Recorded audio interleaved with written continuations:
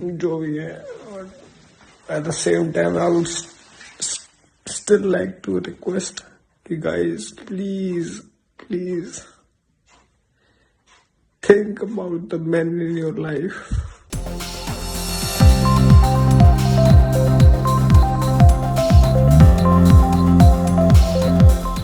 આગ્રાની અંદર રહેતા આ યુવાને પોતાની પત્નીના ત્રાસથી ગળે ફાંસો ખાઈ આત્મહત્યા કરી છે। 5 થી 7 મિનિટનો વિડીયો એણે સોશિયલ મીડિયા ઉપર મૂક્યો છે અને આત્મહત્યા કરતી વખતનો વિડીયો હોવાથી એને લાઈવ લોકોએ જોયો છે। ટીસીએસના રિક્રુટમેન્ટ મેનેજર તરીકે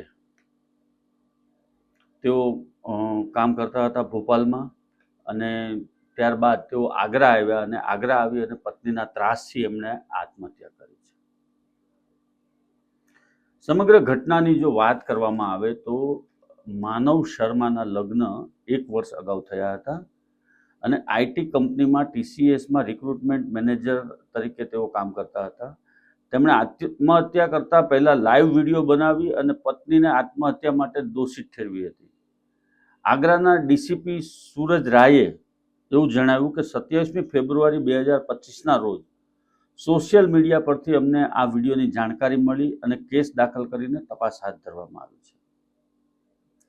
23મી ફેબ્રુઆરીએ માનવ તેની પત્ની સાથે આગ્રા આવ્યા હતા અને એ જ દિવસે પત્નીના પિયરમાં ગયા, ત્યાંથી ઘરે પરત ફર્યા અને 24 ફેબ્રુઆરીએ ગળે ફાંસો ખાઈ આત્મહત્યા કરી।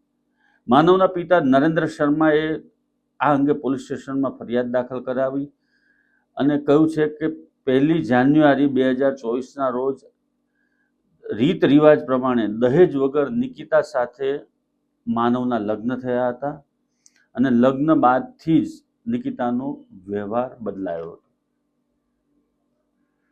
ખૂબ જ ગંભીર કહી શકાય એવી આ બાબત છે અને ટીસીએસમાં રિક્રુટમેન્ટ ઓફિસર તરીકે નોકરી કરતા માનવ શર્માએ પત્નીના ત્રાસથી આત્મહત્યા કરી છે।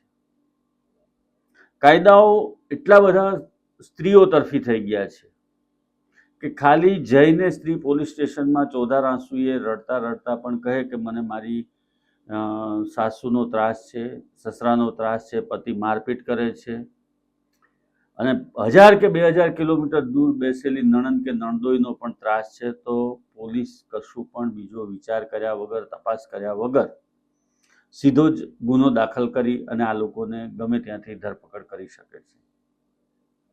દહેજના કાયદાઓનો ભયંકર રીતે દુરુપયોગ થઈ રહ્યો છે, જેમાં હવે સુધારા કરવાની જરૂર છે।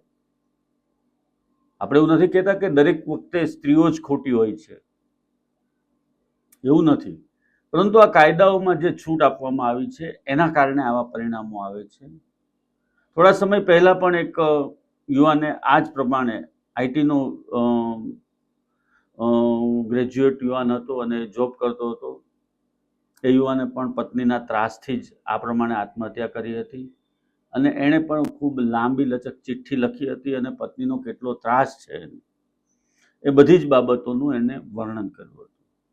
ઉત્તર પ્રદેશનો હતો આ યુવાન અને આગ્રાના આ યુવાને જે આત્મહત્યા કરી છે માનવ શર્માએ, એ પણ હાલ સોશિયલ મીડિયા ઉપર ખૂબ વાત ચગેલી છે અને લોકો આ સમગ્ર ઘટના માટે એની પત્નીને જવાબદાર ઠેરવી રહ્યા છે।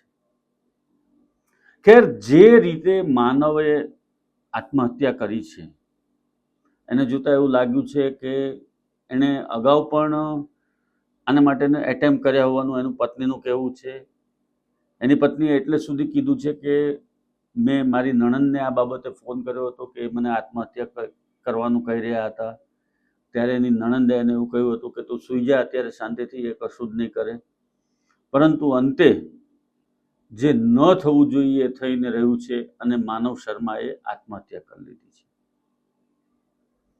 આત્મહત્યાની ઘટનાઓ ઘણી બધી બને છે, એમાં મોટા ભાગના કિસ્સાઓમાં ગૃહ કંકાસ જવાબદાર હોય છે અથવા તો પત્નીનો પતિને ત્રાસ પણ જવાબદાર હોય છે। આ જે કંઈ કાયદાઓ છે એના વિશે પણ હાલના તબક્કે સરકારે વિચારવા જેવું છે અને એમાં જરૂરી ફેરફારો કરવામાં આવે એ પણ આવશ્યક છે। ડોમેસ્ટિક વાયોલન્સ એક્ટમાં પણ ઘણા બધા સુધારાઓને અવકાશ છે હજી, અને ઘણા બધા કિસ્સાઓમાં એક તરફી બધું ચાલી રહ્યું છે અને દીકરાવાળાઓ એનો ભોગ બનતા હોય છે. 95 કે 80-85 વર્ષના સાસુ સસરાને પણ જવાબદાર ઠેરવવા માટે આ લોકો પાછું વાળીને જોતા નથી અને 90 વર્ષ કે 95 વર્ષના વૃદ્ધ સાસુ સસરાને પોલીસ સ્ટેશનના પગથિયા ચડવા પડે છે. આ ગંભીર અને ચિંતાજનક બાબત છે. ત્યારે હજુ આવા માનવ શર્મા જેટલા કેટલા યુવાનોના ભોગ લેવાશે? તંત્ર ક્યારે જાગશે? એ પણ એક સવાલ છે. આવા પ્રકારના વિડીયો તમને જોવા ગમતા હોય તો હોટલાઇન ન્યૂઝ ચેનલને લાઇક, શેર અને સબસ્ક્રાઇબ કરો.